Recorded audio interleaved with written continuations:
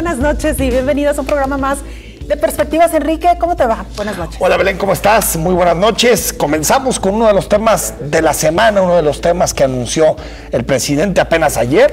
Más bien pues de alguna forma se salió en los medios de comunicación antes que en cualquier cosa, particularmente en el Universal.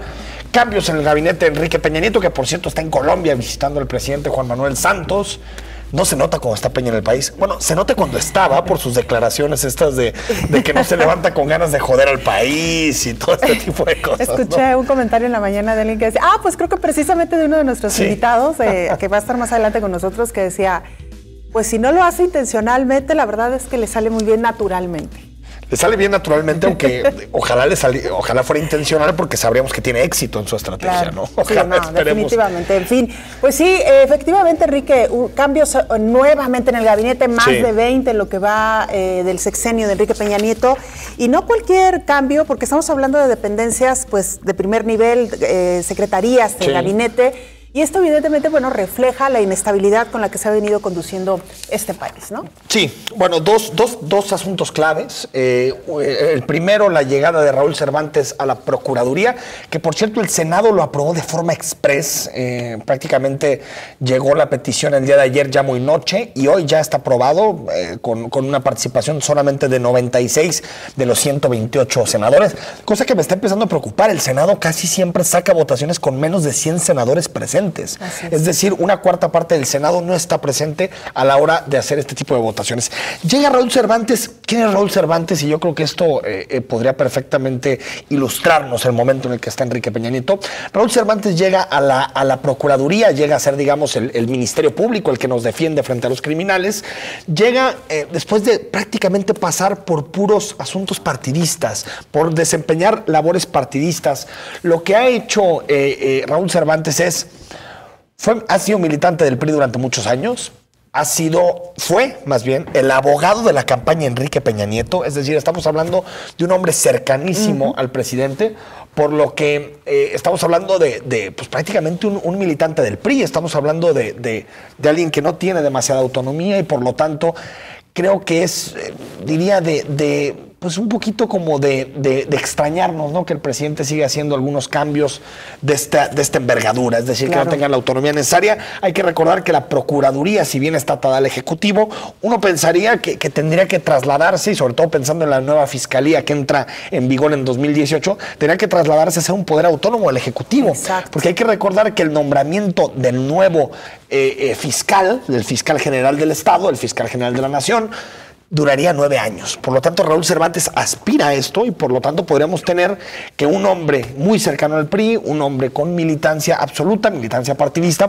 podría estar desde aquí hasta el 2025 al frente de una instancia fundamental para la Procuración de Justicia, que es actualmente la Procuraduría y en un futuro será la Fiscalía del Estado. Y que de hecho, pues prácticamente lo ha dejado ya en claro, Cervantes llegaría a la Procuraduría para posteriormente convertirse en el primer fiscal de nuestro país. Si lo elige el Senado, ¿no? Lo cual le permitiría quedarse, como bien lo dices, pues al menos 9 años más en el cargo. ¿Cuáles son algunos de los pendientes que recibe Raúl Cervantes? Bueno, pues el caso Ayotzinapa, lo de Tanuato, Nochistlán, Tlatlaya, y varios casos de desapariciones en todo el país. Y las que se agregan en los siguientes días, ¿no? Claro, y ni qué decir, Enrique, de los asuntos de corrupción que involucran a gobernadores y exgobernadores, que por cierto, pues la salida de Arely Gómez precisamente sucede después de lo que ocurrió con la fuga, como ya se le llama, del exgobernador de Veracruz, Javier Duarte. Ahorita le entramos al caso de Arely Gómez. Para terminar el asunto de Raúl Cervantes, hace poquito Raúl Cervantes quiso ser ministro de la Suprema Corte de Justicia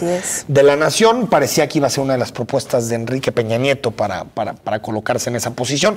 Hubo un escándalo nacional por esta idea tan sui generis del presidente. Bueno, no sui generis, en realidad casi todos sus nombramientos son de amigos o de gente muy cercana, pero estamos hablando de un hombre que incluso causó escándalo para ocupar un puesto en la Suprema Corte de Justicia. Es decir, estamos hablando de alguien de probada dependencia política con relación al presidente Enrique Peña Nieto. Por lo tanto, se me hace un pésimo movimiento, un movimiento que nos habla de esta idea, de esta concepción que tiene Peña Nieto del poder, que es una concepción de tener atado al gobierno, de tener atado a su gabinete, de gente cercana, de leales, y no realmente lo que hubiera sido un buen mensaje de alguien con probidad, claro, externo, un académico, que pusiera los cimientos, porque ahorita dicen, llega Raúl Cervantes a colocar los cimientos de la nueva fiscalía. Eso fue lo mismo que dijo el presidente cuando presentó a Arely Gómez. Sí. Que Arely Gómez llegó en un momento muy complicado de la Procuraduría después del ya me cansé de Jesús Murillo Caram y de todo lo que sucedió en torno a la investigación de Ayotzinapa. Y yo creo, y ya decías algunos de los casos, Belén, yo creo que Arely fracasó en la Procuraduría. Yo no sé de dónde le podríamos encontrar algún acierto que digamos, bueno, Arely tal vez tuvo una estatura menor, es decir, trató de salir menos en los medios, le bajó un poquito la presión a la Procuraduría, pero en términos de resultados, pues ni cómo defenderla. ¿Y a dónde va? Que ahorita vamos a hablar. Y otra cosa, la relación de Arely Gómez con los poderes fácticos, que ha sido siempre, digamos, uno de sus asteriscos, ¿no? Y por cierto, Enrique, vale la pena mencionar que a propósito de que se le mencionó a Cervantes como posible integrante de la Suprema Corte de Justicia de la Nación, un grupo de ciudadanos a través de esta plataforma change.org pues invitaron a firmar en esta plataforma bajo el título Una Corte sin cuotas ni cuates, precisamente porque cuestionaban, entre otros, el posible nombramiento del que hoy es ya procurador de nuestra entidad. Y ya lo decías, Raúl Cervantes. Del país, perdón. Raúl Cervantes, ya lo decías, doctor en Derecho por la Universidad Panamericana, por cierto, la misma universidad donde estudió. Es un hombre muy conservador. Enrique Peña Nieto, ambos egresados de esta universidad. Fue diputado federal en 2 ocasiones, hasta el martes pasado era senador, y bueno, un hombre muy, muy cercano al PRI, y pues quizás su máximo... Pero ojo, de abogado de la campaña de Peña Nieto, procurador. Esto en cualquier país medianamente democrático sería un escándalo. Totalmente. Pero bueno, en este país estamos acostumbrados a eso y peores cosas, ¿no? Y bueno, Arely Gómez González, la nueva secretaria de la Función Pública, ni más ni menos, llega a sustituir a Virgilio Andrade, que salió ya hace meses de este puesto y que había solamente un encargado del despacho, ¿no? Había un encargado de despacho. Y bueno, Secretaría de la Función Pública, Belén, hay que recordar, bueno, la Secretaría de la Función Pública en realidad, digamos, tuvo peso por el caso de la Casa Blanca, ¿no? Que recordamos que le pidió el presidente al entonces secretario de la Función Pública que investigara este tema, y hay que recordar que lo exoneró antes de comenzar las investigaciones, cosa que fue muy chusca, ¿no? Fue como, para el chiste se cuenta solo, ¿no? Ya nadie empezó la investigación y dijo, bueno, pues al final yo creo que va a salir inocente, ¿no? Claro. Pero de todos modos le investigamos. Pues para eso nos pagan. Y la Secretaría de la Función Pública también estuvo descabechada un rato en el periodo de Calderón, después de que salió Salvador Vega, que fue su primer titular. Es decir, ha sido yo creo que una secretaría en general medio irregular, ¿no? Es decir, con pocas atribuciones, demasiada sometida a los designios del Ejecutivo. Es decir, la Secretaría de la Función Pública ha servido de muy poco en este país, hay que ser sinceros. O sea, si tú te metes a revisar sus datos, te vas a dar cuenta que ha castigado, pero ha castigado a funcionarios de cuarto, quinto, sexto nivel, ¿no? Llega Arely Gómez, que ya decíamos, Arely Gómez tiene este lado de ser una relación directa del presidente Enrique Peña Nieto con los poderes fácticos de este país, particularmente con Televisa. Es decir, está clarísimo el vínculo con Leopoldo Gómez, director de información de Televisa, que es hermano de Arely Gómez. Es decir, Arely Gómez entra por ahí, ¿no? Sí tiene una trayectoria en el PRI muy clara. Fue senadora, pero entra sobre todo a través de este tipo de acuerdos, ¿no? Que realizó la presidencia en su momento. Y ojo, el punto más importante del papel de Arely Gómez es Sistema Nacional Anticorrupción. Es decir, la Secretaría de la Función Pública sirve como uno de los pivotes que articula el Sistema Nacional Anticorrupción, articula todo este entramado burocrático del Sistema Nacional Anticorrupción, en donde está el Tribunal de Justicia Administrativa, en donde está el Comité Ciudadano, donde están los comités de selección, donde están los distintos órganos, las fiscalías, la Fiscalía Anticorrupción, que terminan integrando el Sistema Nacional Anticorrupción. Otra vez, lo que nos dice el presidente Peña Nieto es que cuando llegan los tiempos duros, ahí es donde sale realmente su talante de no creer en esta guerra, en este combate contra la corrupción. Porque hay que recordar, en el 3 de 3, cuando se empezó a discutir la máxima publicidad del 3 de 3, lo que hizo el presidente Peña Nieto con su bancada es votar un 3 de 3 totalmente descafeinado. Descafeinado, en donde se le quitaba la máxima publicidad a la iniciativa. Después, cuando se habló del fiscal anticorrupción, otro elemento clave, lo que hizo fue quitarle y restarle toda la autonomía, quedar totalmente sometido al Ejecutivo, y aparte el presidente se reserva la función de poder remover al fiscal en caso de que pues, no le guste cómo hace su chamba. Incómodo, ¿no? Exacto. Entonces, creo que hubiera sido una buena señal que, pensando en el Sistema Nacional Anticorrupción, el secretario de la Función Pública fuera alguien externo al gobierno, alguien con probidad, alguien con prestigio, para mandar un mensaje de seriedad del sistema en su conjunto. Porque al final, Belén, y lo sabemos prácticamente en todos los debates del mundo, ¿importa mucho el diseño institucional? Sí. ¿Importa mucho cómo hagas todas las reformas a las leyes? Sí. Pero lo que más importa son las personas que lo aplican. Claro, es decir, si las personas que aplican todas esas reformas no tienen el prestigio necesario, hazme el marco jurídico que quieras, cópialo de Noruega, de donde gustes, sí, y al final va a naufragar. Las figuras son fundamentales. Y bueno, habrá que decir también, Enrique, que pues poco quizás se puede esperar de Arely Gómez, ya lo mencionabas, una mujer muy cercana al presidente, al Partido Revolucionario Institucional, en una responsabilidad que esperaríamos pues alguien totalmente independiente, ¿no? Por lo menos que le dieran los dientes necesarios para poder ejercer su labor. Hay que mencionar también que, bueno, pues lo decíamos, muchos cambios en el gabinete de Enrique Peña Nieto, estos son los más recientes. Hay que recordar que previo a esto ocurrió la salida de Luis Videgaray, uno de los hombres más fuertes en el gabinete y más cercanos al presidente Peña. Los motivos, se trascendió que había sido Luis Videgaray quien invitó o sugirió el encuentro de Peña Nieto con el hoy candidato a la presidencia de Estados Unidos, Donald Trump, lo cual fue pues todo un escándalo, ¿no? Y que fíjate, después de eso, después de que sucedió esas versiones de que había sido Luis Videgaray el que había propuesto que viniera en este esquema y en este modelo, que después, por cierto, el presidente se ha separado de ese modelo, dijo, volvería a invitar a los candidatos, pero no lo haría a través de ese esquema, volvería a invitar al republicano y al demócrata, pero no lo haría a través de lo que lo hicimos. Sin embargo, hemos tenido información particularmente, no sé si se le salió, no sé si fue algo pensado, pero de una conferencia en la Ciudad de México, Miguel Bazáñez, que era el embajador de México ante Washington en su momento, cuando se empezó a trazar la estrategia, y lo que dijo Bazáñez es, había mucho recelo en Los Pinos de Hillary Clinton. Así lo dijo. Y tal cual, y así lo dijo en conferencia del Colegio de México, es decir, no se lo inventó. Había mucho recelo porque Hillary Clinton en algún momento en Petit Comité había señalado, previo a que el PRI regresara a Los Pinos, ya en el gobierno de Obama, siendo secretario de Estado, que bajo su cadáver regresaría el PRI a Los Pinos, porque le parecía un partido que no respetaba los derechos humanos, le parecía un partido que no le hacía nada de bien a México, y por lo tanto en Los Pinos, el hecho de que pudiera llegar Hillary Clinton como presidente de Estados Unidos, pues le pondría algunos problemas de cara al 2018, pensando sobre todo en la sucesión en el país, y se asume, y eso es lo que decía Miguel Bazáñez cuando dio la plática, que pensaban que quien más le convenía al PRI para mantener el poder era alguien como Donald Trump. Y que por lo tanto le tendieron la mesa para que tuviera un día de gracia en México. Tal vez el único día de gracia de la elección, porque después la campaña de Trump ha sido un desastre. Pero tal vez el único día en donde pensamos un Trump presidencial, un Trump que podía llegar a la Casa Blanca, fue precisamente este error, que no sé qué opinas, Belén, pero creo que será catalogado como un error histórico. Oye, Enrique, lo que sí pues no me sorprende, pero pues una jugada tristísima de parte de los asesores o de quien decidió esta reunión con Donald Trump, porque le dieron el pretexto ideal a Hillary Clinton para no reunirse con Enrique Peña Nieto, ¿no? Perfecto. Entonces, pues ya. Ahora sí que obra completa, ¿no? Jugada maestra por parte de Los Pinos. Y bueno, nada más para terminar en relación a esto, Belén. Uno, yo sigo extrañando el proyecto del presidente. Creo que el presidente de la República tiene ya muy poco que ofrecer en términos de proyecto. Y esto nos habla de por este tipo de cambios, es decir, el hecho de que ya no arriesgue, nos habla de que ya no tiene mucho proyecto.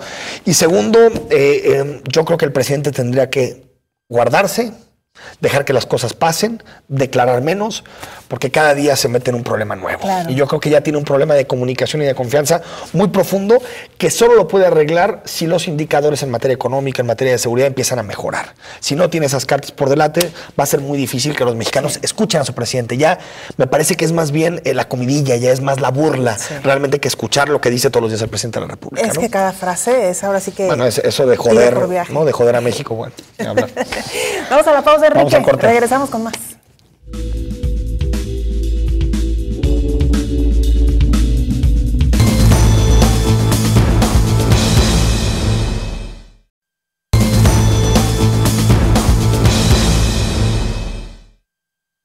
Los premios Read Latino Awards se encargan, políticamente hablando, de galardonar a los mejores estrategas y trabajos de campañas en América Latina cada año. Esta vez reconocieron los trabajos del gobierno de Jalisco. Una de las prácticas galardonadas fue Hablemos de Jalisco, distinguida como mejor campaña gubernamental online, que fue utilizada para posicionar el tercer informe del gobernador Aristóteles Sandoval. El gobierno estatal participó en 11 categorías en el ramo de comunicación gubernamental de 17 posibles y sobresalió en 8, las cuales fueron 3 primeros lugares, 4 en segundo y 1 más en tercero, por lo que se convirtió en el gobierno subnacional con más premios obtenidos en Latinoamérica. Esta noche en Perspectivas nos acompaña el director general de Comunicación Social del Estado de Jalisco, Gonzalo Sánchez García. Gonzalo Sánchez, muy buenas noches. Gracias por estar aquí, Gonzalo. Muchas gracias, saludos al auditorio. Gonzalo, platícanos de estos premios. Primero, digamos que no sé si son conocidos para la mayor parte de la población, creo que no, pero que nos platiques cómo se entregan, por qué se entregan, que nos platiques un poquito los premios. Pues mira, la comunicación política por lo general no es un rubro que sea muy premiado, que haya muchas plataformas a través de las cuales puedas concursarlas. Esta idea surge hace algunos años de una revista importante en Estados Unidos que se llama Campañas y Elecciones, Campaigns and Elections. Que también está en español, ¿no? Que también sacan su versión en español, que circula por toda América Latina.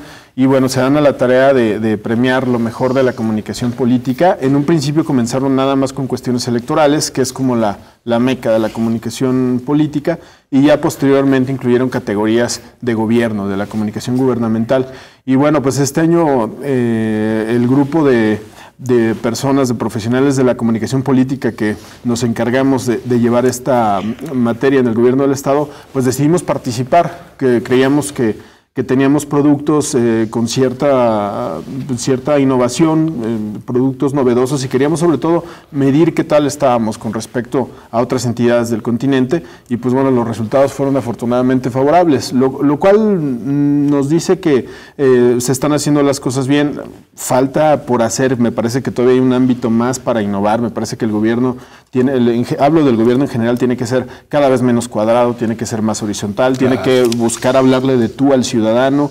Me parece que se han dado pasos hacia ese rumbo, y bueno, pues el reto del 2017 será dar pasos más contundentes todavía. Hablábamos ya de 11 categorías en el ramo de comunicación gubernamental, de las 17 a las que se podía aspirar dentro de estos premios. Y decíamos también que una de las prácticas galardonadas, una de las campañas fue Hablemos de Jalisco. ¿Qué otras más se reconocieron, Gonzalo, y particularmente de qué hablaban estas campañas? Se reconoció Hablemos de Jalisco, que fue una campaña, me parece distinta, una campaña, había quien le ponía el calificativo de light, ¿no? Una campaña muy ligera. Ciertamente era ligera porque no era una campaña con una carga política como se acostumbra tradicionalmente, sobre todo en los momentos de informe de los gobernantes, en donde se habla de resultados, se habla de números, se habla de cifras, se habla de un autoelogio que en ocasiones pues es molesto para los ciudadanos y sobre todo no es creíble, no es eficiente en términos de la comunicación. Claro. Entonces buscamos sí hacer una campaña que fuera más accesible,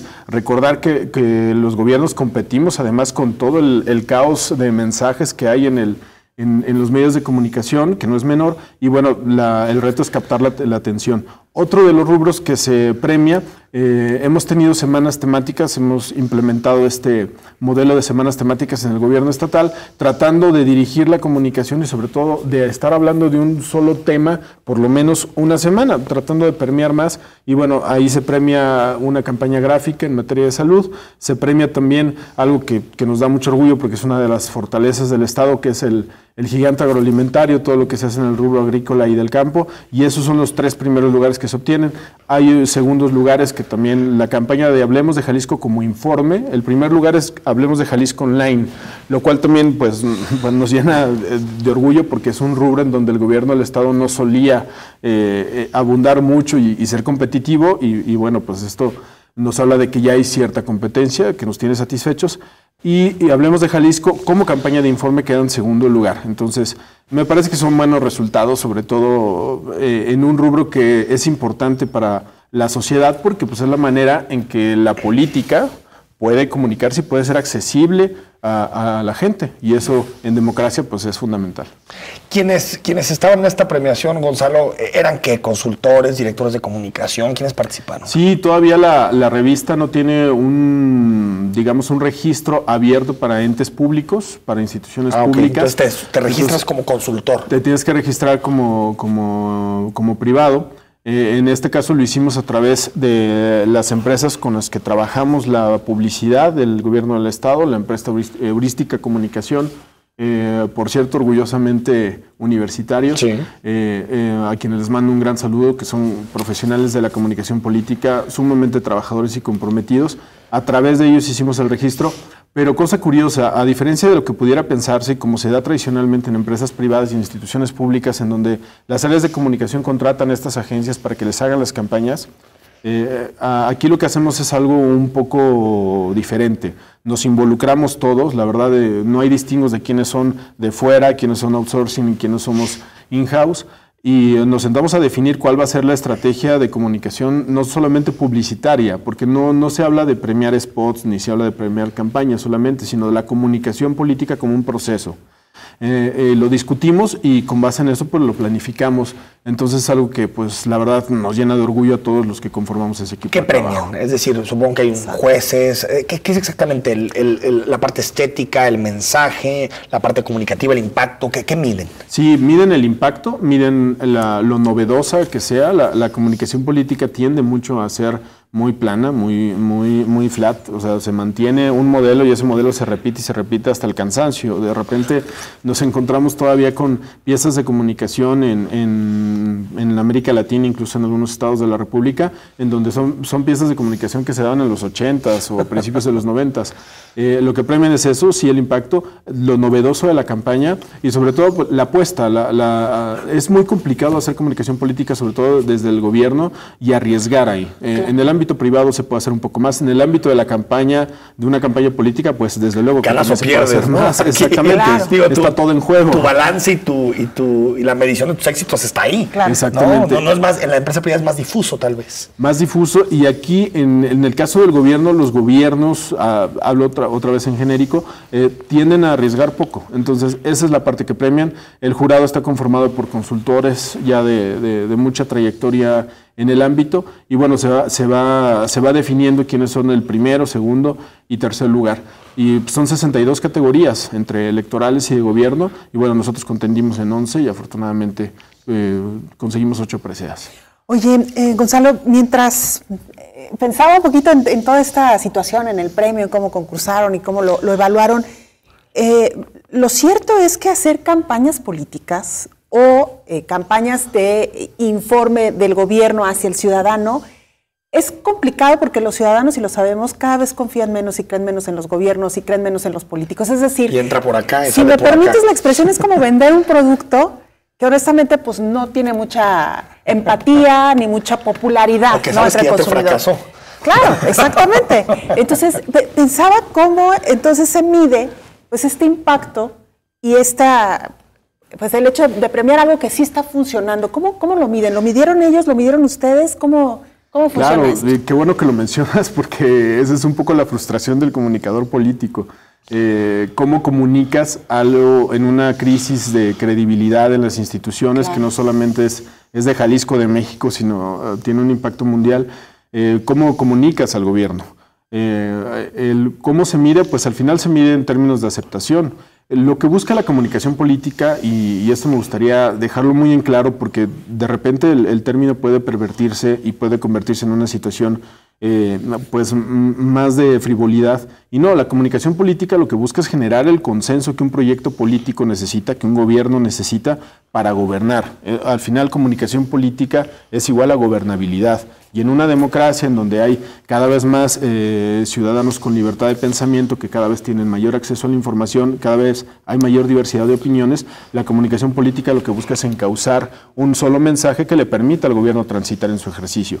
En ese sentido, la evaluación se hace pues a través de las mediciones que tenemos, qué tan bien o mal está evaluado un gobernante, qué tan bien está evaluado su gobierno, y a partir de eso, qué tanto esa evaluación le permite transitar o no. Hace unos momentos ustedes referían el caso de la Presidencia de la República. que como una opinión más allá del gobierno, como un análisis frío que ellos mismos han reconocido, algunos problemas de comunicación, ese es un buen ejemplo. La comunicación sirve precisamente para eso, para encauzar un mensaje y bueno, decirle a los ciudadanos que el objetivo de un presidente, de un gobernante todos los días es levantarse, pues hacer lo mejor por su país. Y también, Gonzalo, han cambiado un poquito los mensajes, ¿no? Porque si vemos estas campañas, estos spots, ya se asume el gobernante más como un facilitador de todo un proceso. Pero ya difícilmente vende las cifras como propias. Incluso esto de Hablemos Jalisco, pues es una idea también de corresponsabilidad, de hablar del Estado más allá de su gobierno. Antes como que se caía mucho en la idea de que pues el gobierno es culpable de todo y al mismo tiempo el gobierno es responsable de lo positivo. Es decir, eso ha cambiado, ¿no? En términos de una tendencia de comunicación. Por supuesto, venimos de una tradición, ustedes lo saben bien, de un sistema político mexicano en donde el informe pues era el besamanos, ¿no? Y era el día del gobernante. Y bueno, sí. y lo sigue siendo en muchas entidades del país, también hay que decirlo. También esto tiene Jalisco que ver no es Chiapas, ¿no? Exacto, también tiene que ver con la apertura que el gobernante en turno tenga, y en ese sentido, pues el gobernador Aristóteles Sandoval ha tenido no solamente la apertura, sino la disposición de hacer cosas arriesgadas. La verdad, siempre ha abierto los planteamientos y eso nos ha permitido efectivamente, como comentas, hacer mensajes distintos en donde el gran protagonista, el que se ponga al frente del mensaje, no sea el gobierno o el gobernante, sino sea al final lo que somos, una sociedad en donde si todos jalamos, va a sonar a cliché, pero en el fondo es muy cierto, si todos jalamos hacia un mismo lado, pues tenemos mayores posibilidades de avanzar. Claro. Vamos al corte y volvemos con Gonzalo Sánchez.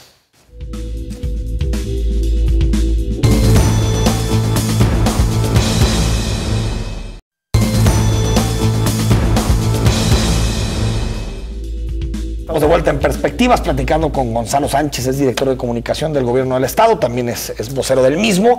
Y hay que decir, Belén, estamos platicando de los premios, de premios que se dan a consultores a nivel latinoamericano o a nivel mundial, Gonzalo. A nivel latinoamericano.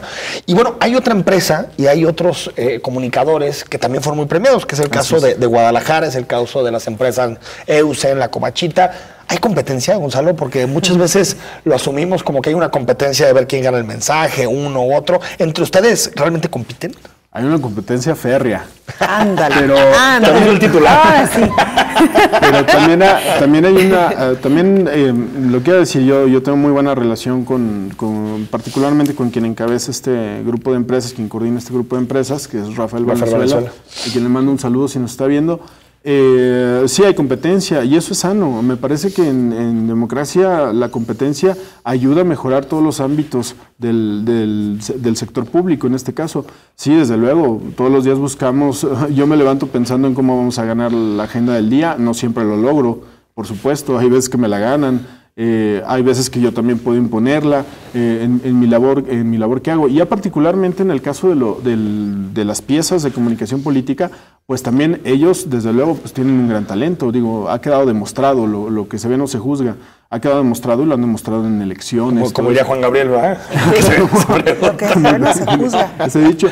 Pero lo que estamos tratando de hacer de este lado del gobierno del Estado es incursionar en eso y levantar la mano y decir, bueno, también aquí estamos nosotros y también estamos haciendo cosas novedosas que le sirven a la sociedad. ¿En qué le sirve una campaña a la sociedad? Pues como les comentaba, le sirven que puede tener la información o el mensaje que lleva, en este caso el gobierno del Estado, pues de una manera más accesible y sobre todo puede tener un feedback, una retroalimentación. La campaña de Hablemos de Jalisco fue la primera campaña multiplataforma, de la cual al menos que yo tengo registro en Jalisco. No tuvo una salida nada más en televisión o medios formales, sino también en redes sociales, de ahí el premio de que la mejor campaña en línea.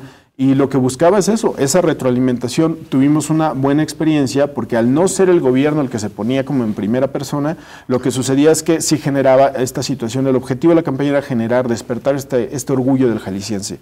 Y se logró y fue cuando la gente pues aprendió con H la campaña y le incorporó pues de alguna manera sus mensajes en redes sociales. Claro.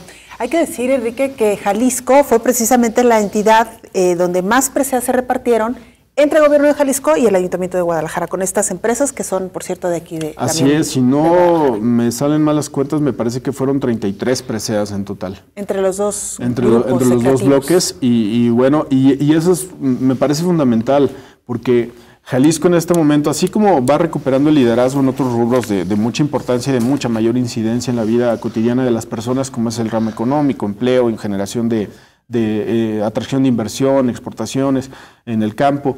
Ahora también en este rubro, que no es menor, que ocupa una parte en el espacio público, que es la comunicación política. Me parece que todos los consultores, al menos yo no tuve oportunidad de asistir a la premiación, pero sí quienes estuvieron ahí me comentan que varios consultores de otras partes del continente se acercaron para ver lo que se estaba haciendo en Jalisco, y eso me parece relevante. Oye, Gonzalo, se ha criticado mucho, no de ahora, desde siempre, lo que gastan los gobiernos en campañas publicitarias. En este caso específico, ¿cuánto se invirtió y si realmente ustedes lo siguen viendo, pues eso, como un gasto y no tanto como una inversión? Lo vemos como una inversión. Es que hay maneras ahora sí que hay maneras de hacer las cosas. Me parece que el gasto en publicidad oficial es necesario.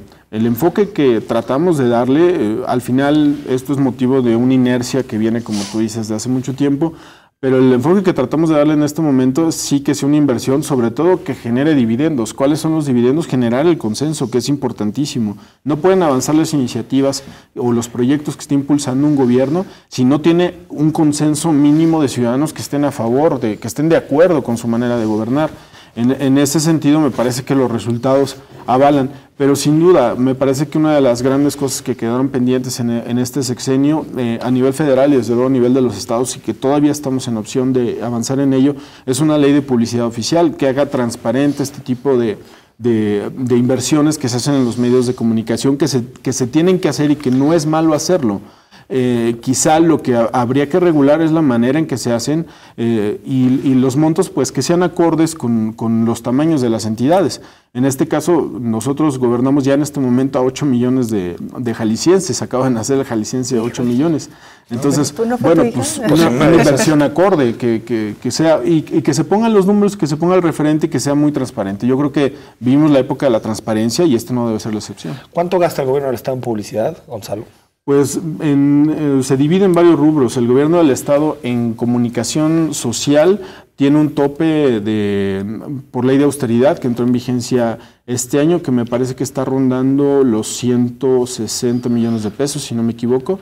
Y también otras dependencias en materia de seguridad, salud, protección civil,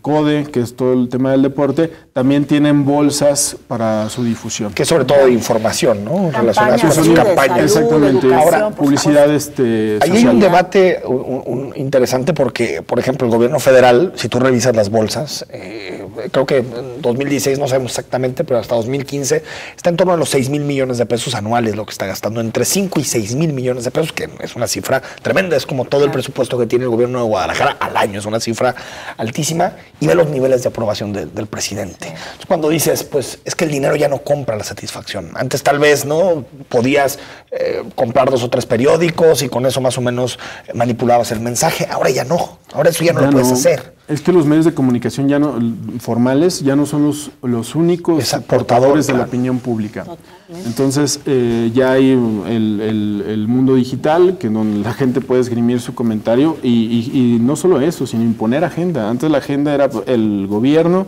o la sociedad civil organizada o los medios de comunicación, y ahora tenemos este aspecto de las redes sociales. ¿Cuántas veces hemos visto un video que se viraliza y que amanece siendo primera plana el siguiente día?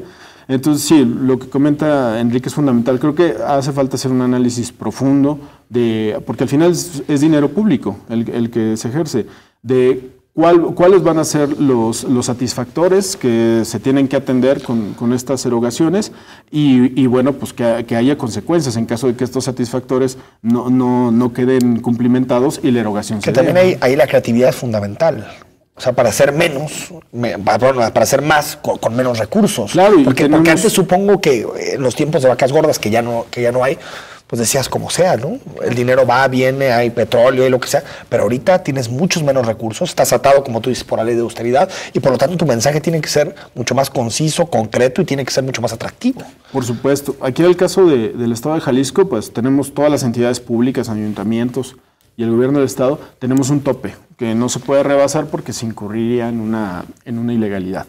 Esto no sucede a nivel federal ni no sucede en el resto de entidades del país, al menos no que yo tenga registro. Pero, por supuesto, tiene que haber mayor creatividad y sobre todo aprovechar la plataforma que tenemos en este momento, que es mucho más accesible y mucho más barata en términos de costos, que son las redes sociales. Las redes sociales. Ojo, no se trata, a mí me parece que se complementan. El debate no es si las redes sociales vienen a desplazar a los medios tradicionales, porque ese mismo debate era cuando surgió la televisión y si venía a desplazar a la radio, o la radio cuando iba a desplazar supuestamente a los periódicos. Y cada uno sigue con su mercado. Y cada uno mantiene su mercado, recuperan los medios formales, recuperan esta parte de la credibilidad, porque al final es una persona de carne y hueso que da la cara todos los días para dar la opinión. Me parece que se complementan y se puede hacer un buen ejercicio multiplataforma, que fue un poco lo que tratamos de hacer con esa campaña. Oye, Gonzalo, dentro de lo que nos puedas contar, porque yo sé que hay muchas cosas que no las vas a decir en público. No lo digas antes de que te conteste. No, bueno, porque pues es evidente. Pero sí, son cosas muy atrás del poder, ¿no? La comunicación. ¿Qué te encontraste cuando llegaste a la Oficina de Comunicación Social? Y te lo pregunto porque he hablado con otros directores de comunicación social y las historias que cuentan off the record realmente son tremendas. Y aunque cada uno en los últimos sexenios o trienios en las alcaldías han tratado como de terminar con esto que ya mencionaba Enrique, estas prácticas de comprar medios, de comprar periodistas, de lo que se le conoce como el chayote, que afortunadamente cada vez nombre tan espantoso, sí. Yo espero que ya no exista. Pero ¿tú qué te encontraste en ese sentido y qué ha sido como con lo más difícil que has tenido que lidiar en este trabajo, en esa idea de hacer una labor profesional, que al final es lo que todos queremos, ¿no? Eso, llevar a cabo una labor profesional. Las áreas de prensa estaban tradicionalmente entendidas como un área más de política y considero yo que quienes encabezamos áreas de comunicación y el equipo que lo conforma no deben de ser políticos, deben de ser profesionales técnicos. Y me atrevería a decir algo que puede ser motivo de críticas, pero me parece que hay que ser claro. No tienen que ser militantes. Me parece que eso hace daño. Tener a un no militante en una oficina de comunicación ayuda a mantener ciertos niveles de objetividad. Y digo ciertos niveles porque también uno llega a mimetizarse, desde luego, con el gobierno. Al final, yo defiendo una causa, que es la causa del gobernador del Estado. Pero sí trato de mantener la objetividad no siendo militante ni siendo político. ¿Qué me encontré? Me encontré inercias, sí, en donde se pensaba que a través del ejercicio del poder pudiera de alguna manera maniatarse a la opinión, maniatar las voces. Desde luego fueron cosas que no se aceptaron desde un principio. Desde un principio busqué establecer diálogo directo con los periodistas y a través de la argumentación pues buscar convencerlos. ¿De qué se trata eso? Tenemos que aceptar que a mayores niveles de democracia tiene que haber mayor tolerancia al disenso y que el disenso no es malo. La gente también no es menor de edad. La gente se da cuenta perfectamente cuando un periodista le da todas buenas a un personaje, a un actor, y cuando le da todas malas. Entonces, en aras de generar credibilidad, la credibilidad pues también se genera con matices de grises, no es todo blanco ni todo negro. Me parece que esto comienza a entenderse en algunas entidades más que en otras y yo espero que en un futuro muy cercano, a la vuelta de 3, 6 años, realmente la comunicación política técnica y profesional sea la que prive al interior de las áreas de comunicación de los gobiernos.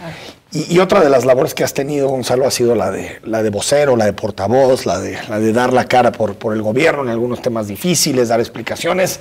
Huracán Patricia, te recordamos. Sí, Huracán Patricia, pero es una figura novedosa en Jalisco. A nivel nacional ya ha existido el vocero, ¿no? Rubén Aguilar es el más conocido en los últimos años. Lo que el presidente quiso decir. Lo que el presidente quiso decir, lo que decía Gonzalo, lo que el gobernador no te creas. No, a lo que me refiero es, ¿cómo tomaron esa nueva figura? Porque, digo, yo creo que en todo el mundo existe el vocero. Y aquí es lo raro, que nunca ha existido. ¿Cómo la tomó el gabinete? ¿Cómo la tomó la gente relacionada al gobierno?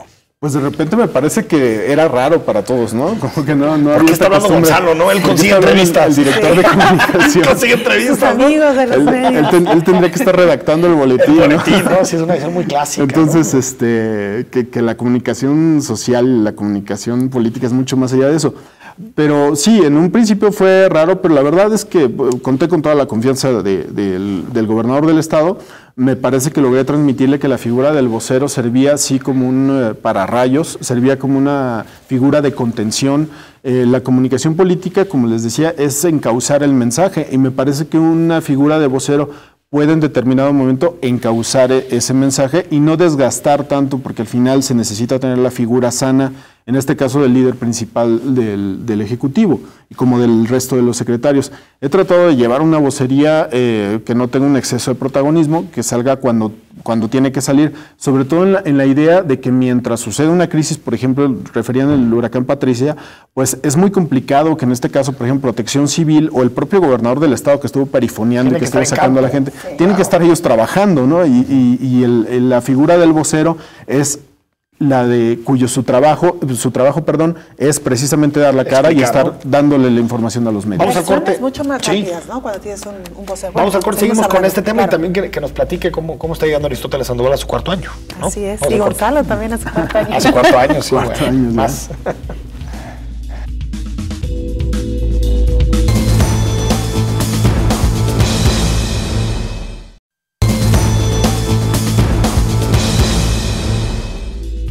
Invertir la fórmula, ¿no? Perdón que estamos acá hablando de algunos aspectos también vinculados a las responsabilidades que tiene Gonzalo, y lo decíamos, Enrique, cómo la publicidad gubernamental pues sigue hoy por hoy acaparando el mayor porcentaje de la supervivencia de algunos medios. Y fíjate, la publicidad gubernamental, Gonzalo, también entendida como esa forma en que tiene el gobierno para presionar a los medios. Que puede haber publicidad gubernamental para anunciar cosas, campañas, claro, ¿no? Que válido. No necesariamente es nociva, pero esta idea de yo te doy tanto dinero y por lo tanto te puedo presionar para ciertas portadas, para ciertos comentarios, creo que eso termina dañando la democracia de origen. Pero por completo. Es que no se puede avanzar democráticamente con esa concepción. En mi caso particular, y lo digo al aire, lo digo en vivo, en los 4 años que llevo de ejercicio jamás he hecho una llamada para presionar a ninguna empresa de comunicación o periodista por separado. ¿Por qué? Porque es un asunto de convicción, y también quiero decirlo claro, porque es un asunto de convicción con quien me nombró. O sea, el que me nombró, que es el gobernador del estado, jamás me ha pedido, oye, presiona, oye, diles, oye, no. O sea, en ese sentido, yo tengo la fortuna de tener también un jefe que es tolerante en términos del ámbito democrático, pero imagino que en otras localidades no sucede así. Y al revés, tú dices, sucede al revés, y la verdad es que tenemos que entender que los medios de comunicación se deben a su auditorio. No pueden, por más que se pretenda que estén siempre del lado de un gobierno, esto no puede ser, porque entonces pierden a su audiencia. Convéncelos. O sea, da resultados, da noticias, ¿no? Saca información, y de esa forma puede ser que el periodista retome esa información. Y esa labor de convencer, de precisar la información o de hacerles ver cuando se incurre en un error, digo, tampoco son perfectos los medios de comunicación, mucho menos el gobierno. Muy lejos de serlo. Eso que implica trabajo, y al hablar de trabajo hablas de profesionalización. Volvemos al mismo círculo. Me parece que las áreas de prensa, las áreas de comunicación social tienen que ser áreas en donde se privilegien perfiles técnicos. Eso me parece que da mayores garantías de que haya transparencia, de que haya un buen manejo, y sobre todo que me parece que es un bien social que hay que preservar, que se trabaje en aras de cuidar también el ambiente democrático de la comunidad, en este caso de Jalisco. Es el valor superior, por supuesto. Claro. Hablábamos antes de irnos a la pausa de este papel de vocero del gobierno de Jalisco, ni más ni menos, no nada más del gobernador, sino de todo lo que implica el gobierno. Y decimos también que es una figura que te permite reaccionar muy rápido, porque como periodistas lo vivimos, Enrique. Sucede algo, te vuelves loco buscando al secretario, buscando al director, buscando a 1000 personas, y si todo eso se concentra en una sola persona que sabes que va a responder sí o sí, me parece que ya le avanzas un buen tramo, ¿no? Sí, claro, y es parte, como me ha tocado a mí vivirlo, es parte del entendimiento del medio de comunicación. El medio de comunicación, sobre todo en un momento álgido, en un momento de crisis, lo que necesita es voz, es una voz oficial. Claro. Y muchas veces la información es decir, en este momento estamos investigando, estamos reuniendo la información para dárselas posteriormente. Ahí ya hay un mensaje, ya hay una voz, y con eso el periodista puede llenar el espacio que sus jefes le están presionando para que lleve una nota. Entonces, entender eso te ayuda, desde mi punto de vista, a despresurizar la presión que hay, sobre todo en momentos de crisis. Es una fórmula que ha funcionado, también el margen de error es mucho y hay que decirlo, de repente pues no tienes es imposible estar en todos lados, no es omnipresente el vocero. Pero bueno, sí el objetivo es tratar de generar estos diques de contención que permitan que los que tienen que estar trabajando en manos a la obra, pues puedan estarlo haciendo con mayor libertad, sin la presión de los medios de comunicación, que la presión de los medios de comunicación se ejerce porque su auditorio les está exigiendo información. Que son los famosos, Gonzalo, vacíos, ¿no? Si hay vacío de información, hay especulaciones, están las redes sociales y se empiezan a generar distintos mensajes y distintos discursos que si en este caso el vocero no logra atajar, pues se convierten en crisis paralelas, ¿no? A la crisis real. Exacto, paralelas, porque al rato tienes que estar desmintiendo 20 cosas que nunca existieron. Exactamente. ¿No? Entonces, y también es claro que los medios de comunicación, digo, ustedes que hacen un ejercicio periodístico lo saben mejor que yo, siempre atienden también a las fuentes oficiales. Es la fuente que se consulta en primer término. Pero si en la fuente principal no hay información, pues entonces los estamos obligando a que se vayan a otro lado. Eso es lo que hemos tratado de hacer, de contener. De repente es complicado porque las cosas que suceden en gobierno y cuestiones de Estado, pues sí requieren en ocasiones de cierto sigilo, sobre todo las que tienen que ver con seguridad. Pero no obstante eso es encontrar lo que sí se puede decir, lo que sí se puede comunicar y a partir de eso ir encauzando la comunicación a través de mensajes periódicos. ¿Cuál es desde tu punto de vista, estamos hablando de estos temas, la crisis o el momento más álgido que te ha tocado vivir y en términos de comunicación? Está el asunto del secretario de Turismo, comenzando prácticamente el sexenio, los primeros días, después lo que pasó el 1 de mayo con los bloqueos de 2015, existió lo de la Fiscalía, los ataques recientes, los huracanes. ¿Cuál ha sido el más complicado? El más complicado quizá no por intensidad, pero sí por el momento en que se da, a 9 días de haber iniciado el gobierno, fue sin duda lo que sucedió con el primer secretario de Turismo. Pero en términos de intensidad y del alcance que tuvo, sí, sin duda los bloqueos del 1 de mayo. Además, fue una ocasión en la que me tocó ejercer la vocería mientras las primeras, 4 o 5 horas en lo que pues estaban recuperando los datos, había un cuarto de situación permanente que encabezaba el gobernador del estado. Entonces él no podía estar saliendo porque estaba llegando la información en esos momentos. Entonces me encomienda esta labor de estar conteniendo la información y sobre todo lo que vivimos en los estados es cuando el centro voltea a ver hacia el estado. Esa sensación es indescriptible. De que ya no controlas la plaza. Ya. O sea, de repente las cosas se convierten en un caos muy grande que se controla con la misma fórmula. También es dar información. ¿Cuál es la diferencia? Que los periodistas locales pues tienen perfectamente el contexto del Estado. Puedes omitir muchas explicaciones que sobran. Tienes que agarrar el hilo los otros tienen lo que sucede explicarle que a nivel nacional. Jalisco está aquí en esta zona del país, tiene un gobernador electo. Sucede a menudo con los medios nacionales que ellos se quedan con la última información que hubo. Y de ahí retoman. ¿no? Entonces todo lo que hubo en el Inter, hayan pasado 6 meses, 1 año, pues es poco relevante. Se quedaron con la última información. Claro. Entonces, bueno, son fenómenos que ya ahorita pues se cuentan y son hasta motivo de adrenalina y hay sonrisas y todo, pero en ese momento son momentos muy durísimos. Oye, Gonzalo, ¿y te ha tocado defender alguna postura en la que tú crees firme y fielmente y el gobernador o el funcionario nomás no está de acuerdo contigo? ¿Te ha tocado algo así, un enfrentamiento interno, sabroso, como luego decimos? Sí, desde luego, hay diferencias de opinión a menudo, por supuesto, y es entendible. Me parece que es sano también un equipo de trabajo. Ahí, por supuesto, el que toma la última decisión, el que tiene la última palabra es el gobernador del estado. ¿Qué ventaja hay? Que escucha mucho. Entonces, cuando yo opino distinto a lo que puede opinar un funcionario o el funcionario distinto a lo que puedo opinar yo, tratamos de argumentar. Y bueno, ya a partir de eso él toma una decisión. Recuerdo más bien lo que pasó, por ejemplo, con los ataques en la Fiscalía recientemente, de esta persona que estaba mal de sus facultades mentales y que desafortunadamente pues agrede a personal de la Fiscalía. Ahí sí, y debo de reconocerlo, mi primer impulso fue salir a desmentir que se tratara de un asunto relacionado con el crimen organizado, con un ataque del crimen organizado. Y en ese salir a desmentirlo, dije que no había sido un ataque, y por supuesto que lo fue, porque pues al final mataron a tres personas, compañeras nuestros, servidores públicos, ¿no? Y al otro día que veía eso publicado en algunos medios nacionales, reconocí, dije, sí tienen razón. O sea, debí de haberlo manejado también como un ataque. Sí precisar que no era el crimen organizado, pero que sí era un ataque. El día siguiente ya todo parece fácil, ¿no? Claro, claro. Sí, ¿no? El día siguiente ves si ¿a poco dije esto? No era así, ¿no? Claro. Ahora, Gonzalo, ¿qué sientes cuando, porque se ha vuelto, se me hace un punto común, una especie de cliché, cuando los gobiernos, cuando los secretarios dicen, es que nuestro problema es de comunicación? Que se dice muchísimo, como si fuera pareja, ¿no? Nuestro problema es de comunicación. Que dices, oye, algo tendrá que ver la comunicación, pero parece que es como la salida fácil. Y lo dicen prácticamente todos los gobiernos. No, es que somos muy buenos, pero comunicamos mal. ¿Qué piensas cuando dicen ese tipo de reflexiones? Lo que tú mencionas, un cliché.